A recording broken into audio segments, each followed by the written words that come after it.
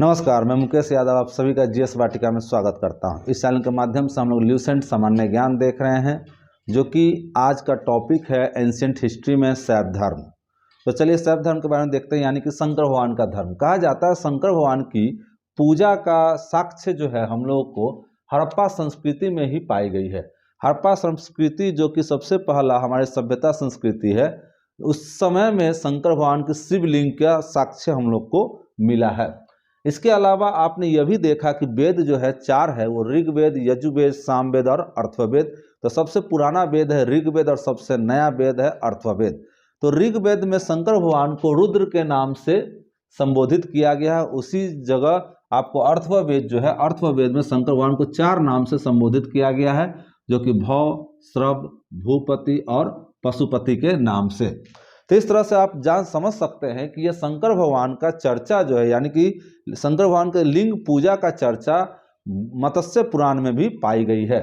इसके अलावा आपको महाभारत के समय में एक पर्व मनाया जाता था, अनुशासन पर्व। ध्यान रखेंगे, अनुशासन पर्व, उसमें भी शंकर भगवान के शिवलिंग की चर्चा पाई गई है।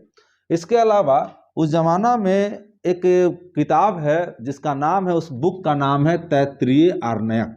तैत्तिरीय आरण्यक में शंकर भगवान की जो पत्नी है, अर्थात आप कह सकते हैं रुद्र भगवान की जो पत्नी है पार्वती जी, उनका चर्चा, यानी कि पार्वती का नाम पार्वती किस बुक में मिलता है, तो उस बुक का नाम है तैत्तिरीय आरण्यक। जिस तरह से शंकर भगवान का नाम रुद्र मिलता है ऋग्वेद में, उसके अलावा अर्थववेद में मिलता है भव, श्रव, भूपति और पशुपति, उसी तरह से पार्वती माँ का भी नाम तैत्तिरीय आरण्यक नामक बुक में पार्वती मिलता है। इसके अलावा पार्वती जी का और 4-5 नामों से हम लोग जानते हैं, जैसे पद्मा, पार्वती, उमा, गौरी और भैरवी।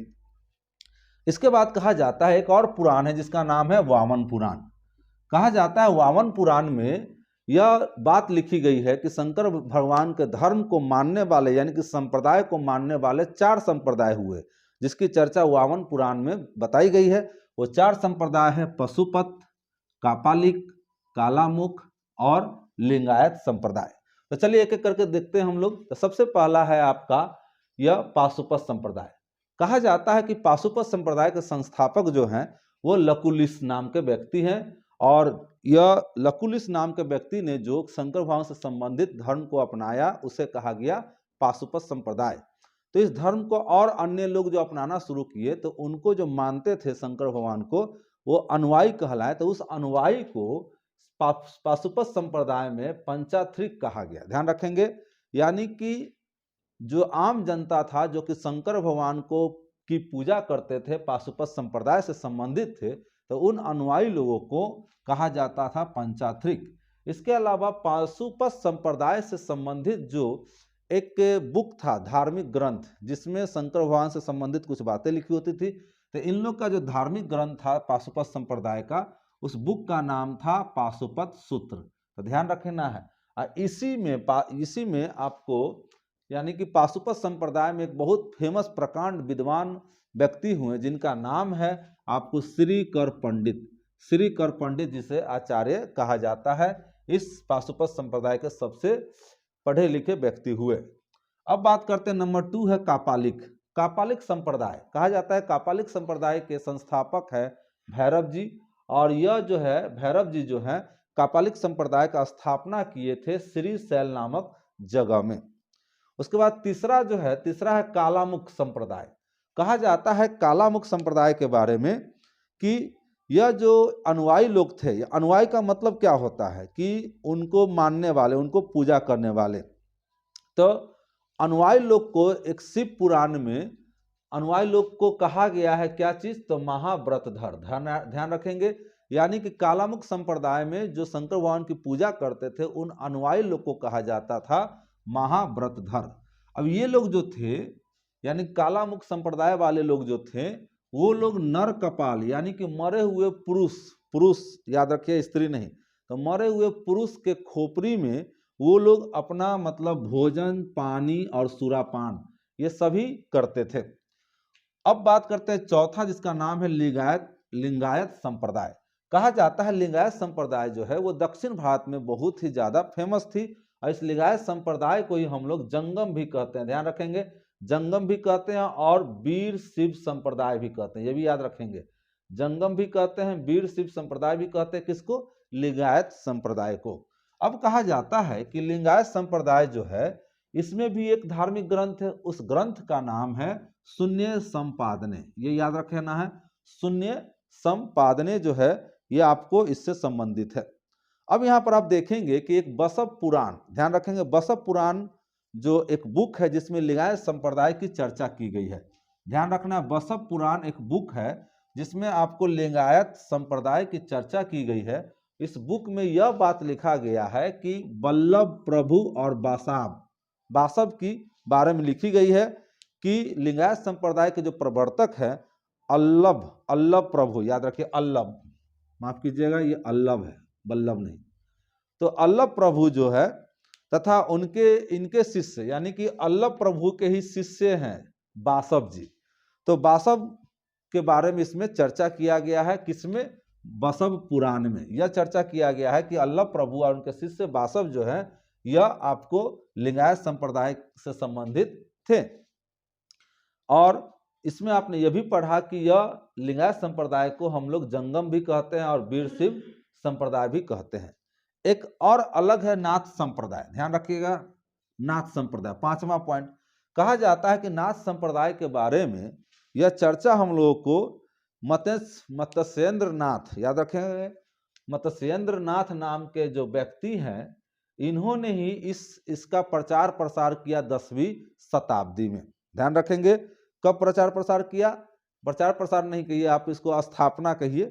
स्थापना किया मत्स्येंद्र नाथ, ध्यान रखेंगे कि नाथ संप्रदाय का संस्थापक कौन है? तो मत्स्येंद्र नाथ ने 10वीं शताब्दी में इसका स्थापना किया। लेकिन इस संप्रदाय का, नाथ संप्रदाय का प्रचार प्रसार जो हुआ, कहा जाता है बाबा गोरखनाथ के समय में। उस समय बाबा गोरखनाथ के समय में ही इनका नाथ संप्रदाय का प्रचार प्रसार हुआ।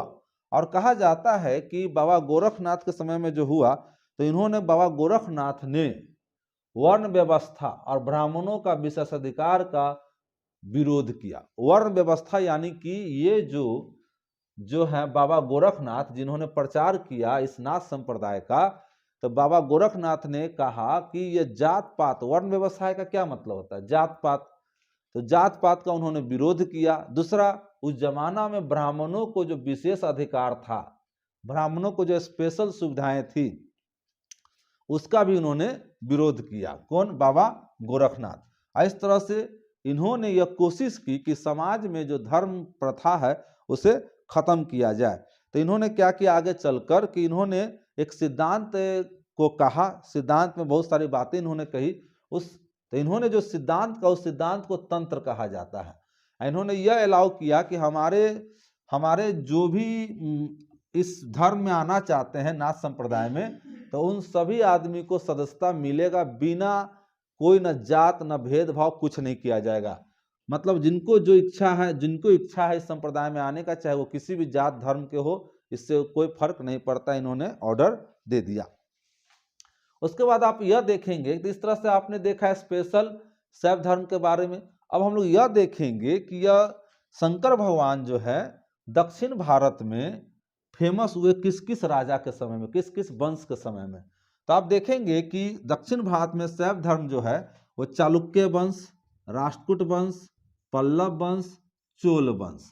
तो आप यहाँ गौर करेंगे कि चार वंश है, जो कि चालुक्य वंश, राष्ट्रकूट वंश, पल्लव वंश और चोल वंश। इनके समय में शंकर भगवान बहुत फेमस हुए और शंकर भगवान का इन लोगों ने प्रचार प्रसार भी किया, जबकि ये लोग राजा हैं। तो कहा जाता है कि पल्लव वंश के समय में 63 साधु संत थे जो कि नायनार से संबंधित थे। आप याद रखें, फिर से समझे, पल्लव वंश के समय में 63 साधु संत लोग मिलकर नायनार, जिनको ये साधु संत लोग संबंधित थे नायनार से, याद रखेंगे, तो नायनार से संबंधित थे। तो ये लोगों ने शंकर भगवान का बहुत प्रचार प्रसार किया। तो इस 63 में कुछ बहुत फेमस भी व्यक्ति हुए, नामी गिरामी, जिनका नाम है अपार, तिरुज्ञान, समबंदर, सुंदर मूर्ति। फिर से देख लीजिए, अपार, तिरुज्ञान, समबंदर और सुंदर मूर्ति। ये सभी बहुत फेमस थे, पल्लव वंश से संबंधित थे, जिन्होंने शंकर भगवान का प्रचार प्रसार किया, और पल्लव वंश में भी नयनार संत से संबंधित थे। अब बात करते हैं, आप जाएंगे अगर घूमने एलोरा, तो एलोरा में आपको एक कैलाश मंदिर मिलेगा, जो कि शंकर भगवान से संबंधित यह मंदिर है। इस मंदिर को बनवाया था राष्ट्रकूटों ने, ध्यान रखेंगे। तो राष्ट्रकूट ने यह एलोरा नामक जगह में कैलाश मंदिर बनवाया है। उसी तरह से चोल शासक, चोल जो राजा थे वो लोग भी, चोल शासक में एक राजा था राजराज प्रथम, तो इसने क्या किया, तंजौर नामक जगह में एक शंकर भगवान का मंदिर बनवाया और अपने ही नाम पर इसका नाम रखा राजराजेश्वर शैव मंदिर। ध्यान रखेंगे, राजराजेश्वर शैव मंदिर बनवाया, और इसी राजराजेश्वर शैव मंदिर को बृहदीश्वर मंदिर भी कहा जाता है। उसके बाद आप देखेंगे कुषाण शासक, कुषाण वंश में भी आपका शंकर भगवान का आपको कुछ मिलेगा सबूत। जैसे कुषाण शासक के समय में उनकी जो सिक्का होती थी, उनके जो मुद्रा होते थे, पैसा होता था, उस सिक्का पर शंकर भगवान का और उनके बैल, जिसे नंदी कहा गया, इन दोनों का फोटो मिलता है। कुषाण वंश के समय में जो पैसा होता था उस पर शंकर भगवान और उनका बैल नंदी का फोटो होता था। इसके अलावा आप अगर नेपाल जाएंगे तो नेपाल में एक मंदिर बहुत ही फेमस है, जिसको कहते हैं हम लोग पशुपतिनाथ मंदिर। तो अगर आप नेपाल जाते हैं तो नेपाल में उसकी राजधानी काठमांडू है, तो काठमांडू से 3 किलोमीटर आप अगर उत्तर पश्चिम जाएंगे तो वहाँ पर एक गांव नदी मिलेगा, बागमती नदी, और बागमती नदी के किनारे आपको एक गांव मिलेगा जिसका नाम है देवपाटन। तो देवपाटन गांव में आप जाएंगे तो वहाँ पर आपको पशुपतिनाथ मंदिर मिलेगा। और कहा जाता है कि आज के डेट में नेपाल आज़ाद हो गया, लेकिन पहले जब नेपाल आज़ाद नहीं था, वहाँ पर लोकतंत्र नहीं थी, राजा महाराजा वाला बात था, तो उस समय पशुपतिनाथ बहुत ही फेमस था, जो कि आज भी है। और कहा जाता है इस मंदिर को, पशुपतिनाथ मंदिर जो कि शंकर भगवान से संबंधित है, इस मंदिर को यूनेस्को जो संस्था है, विश्व विरासत स्थल, यानी कि पूरे वर्ल्ड में जो भी अच्छा बिल्डिंग मंदिर जो भी है, उन सभी का यूनेस्को क्या करती है, वो अपने विरासत स्थल में सूची कर लेती है। तो इस तरह से पशुपतिनाथ मंदिर को 1979 में, ध्यान रखिएगा, 1979 में यूनेस्को के द्वारा इसको अपने सूची में मिला लिया गया। अब आप यह भी देखेंगे कि यह जो है, आप मंदिर का निर्माण वास्तुकला के नेपाली पैगोडा शैली में हुआ था। तो यह जो मंदिर बना है पशुपतिनाथ मंदिर, वो किस शैली में बना है, तो पैगोडा शैली, याद रखेंगे, पैगोडा शैली। तो इस तरह से हम लोगों ने देखा यह शैव धर्म से संबंधित। अब ये थोड़ा और देख लेंगे कि कुछ इसमें संप्रदाय है और कुछ संस्थापक है। तो आप यहाँ देखेंगे संप्रदाय और संस्थापक के बारे में।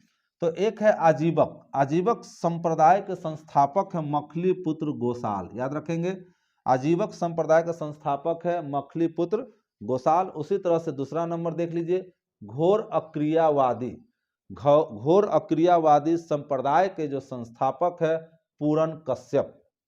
तीसरा नंबर है यह दीक्षावाद, यह दीक्षावाद संप्रदाय के संस्थापक है आचार्य अजित।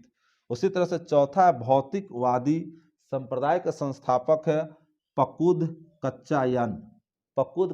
और लास्ट है पांचवा, जो अनिश्चयवादी संप्रदाय का संस्थापक है संजय